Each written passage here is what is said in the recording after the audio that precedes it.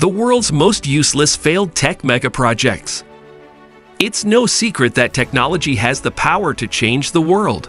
But for every great success story, there are countless failures. In this video, we'll take a look at some of the biggest, most wasteful, and most doomed to fail projects in past memory. Keep watching the video till the end to find out more about the world's most useless failed tech megaprojects. Number 1. The T-Rex. The T-Rex was a failed technology megaproject that sought to combine the internet, digital television, and cellular phone networks into a single integrated service. It was the brainchild of British entrepreneur Sir Alan Sugar and cost an estimated £500 million in development. The project was launched in 2001 with great fanfare, but quickly ran into trouble. Problems included technical issues, cost overruns, and difficulty finding customers. The project was officially terminated in 2003 after 2 years of costly failure. Number 2. The Millennium Dome. The Millennium Dome, also known as the O2 Arena, is one of the most infamous failed tech megaprojects in the world. It was a project designed to mark the start of the new millennium in the United Kingdom and cost taxpayers £789 million. The original idea behind it was to create an interactive exhibition showcasing the best of British culture and industry. The dome was opened in 2000 but was largely considered a failure from the beginning. Despite a staggering 8.5 million visitors over its year of operation, only a fraction of the estimated cost was recouped through ticket sales and sponsorship deals. The dome was criticized for its huge costs and lack of interest. It was soon after shut down and sold off, eventually becoming the O2 Arena, a popular music venue and entertainment complex. Number 3. The NHS IT system. The UK's National Health Service, NHS. IT system was a high-profile failure of a tech megaproject. The project aimed to update the entire NHS IT infrastructure, from patient records to online booking systems. The project was initially estimated to cost £2.3 billion and take 10 years to complete. Much of the issues with the project could be attributed to poor management, an overly ambitious scope, and excessive bureaucracy. The project also suffered from delays, unexpected costs, and a lack of integration between the various software systems. Ultimately, despite being delivered late and over budget, the project did not achieve its goal of improving NHS services. Number 4. Google Glass.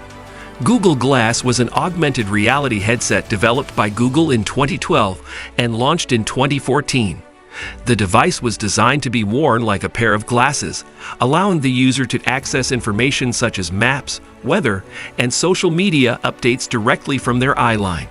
It also had the ability to take pictures and videos, making it a popular choice for tech enthusiasts. Unfortunately, Google Glass was met with a lukewarm reception when it was released. Many people found the device intrusive, while others disliked the fact that they had to speak aloud to use the product's features. In 2015, Google ended the project and all existing devices were recalled. Number 5. The London Olympics website. One of the most infamous tech failures of the past decade was the London 2012 Olympics website. In the lead up to the Games, the website was plagued by technical problems and was completely overwhelmed by visitors on opening day. The main problem was that the website was built on a platform that was unable to cope with the sheer number of people accessing it simultaneously. The problem was further compounded when there were several outages during peak traffic hours. This caused major disruption for those trying to purchase tickets for the Games, which in turn led to public outcry and accusations of mismanagement. Number 6. Microsoft Zune. Microsoft's attempt to compete with Apple's iPod, the Microsoft Zune, was released in 2006 and quickly failed. The device was intended to be a digital media player with a subscription music service. It had an innovative design, but its large size and expensive price tag led to poor sales. The Zune had several features that set it apart from the iPod, including the ability to wirelessly share songs between devices. But the design flaws and lack of support from third-party developers ultimately doomed it. By 2011, Microsoft discontinued production of the device and replaced it with a streaming music service. Number 7. HP Touchpad. The HP Touchpad was a tablet computer released by Hewlett-Packard in 2011. The company had high hopes that the device would rival Apple's iPad, but its high price tag, bulky design, and limited features doomed it to failure.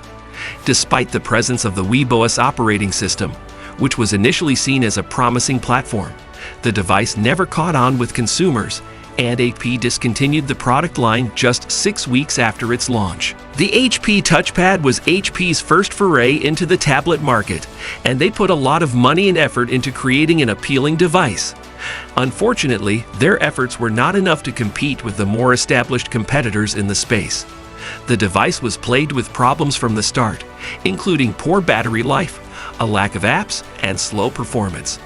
These factors, coupled with its hefty price tag, led to its quick demise. Today, the HP Touchpad remains one of the most infamous failed tech megaprojects of all time. Number 8. Sony Betamax. Sony Betamax was the first videotape format to hit the market in 1975. It promised consumers an easier way to record television programs, allowing them to watch their favorite shows on their own schedule. But it didn't take long for other competitors to enter the market, and by the late 1980s, Sony's Betamax was all but forgotten. The problem with Betamax was that it was quickly outmoded by its competitors, such as VHS, which offered longer recording times and better picture quality. As a result, Sony failed to keep up with the competition and eventually discontinued the product in 2002. While Betamax may have been one of the most famous technological failures of its era, it is credited with setting off the home video revolution that changed the way we watch movies and television today. Number 9. Apple Newton. The Apple Newton was a PDA, personal digital assistant, developed and manufactured by Apple in the 1990s.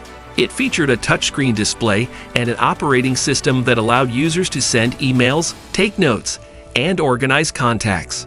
Unfortunately, the Newton was a flop due to its overly complicated design and lack of features that could compete with the Palm Pilot.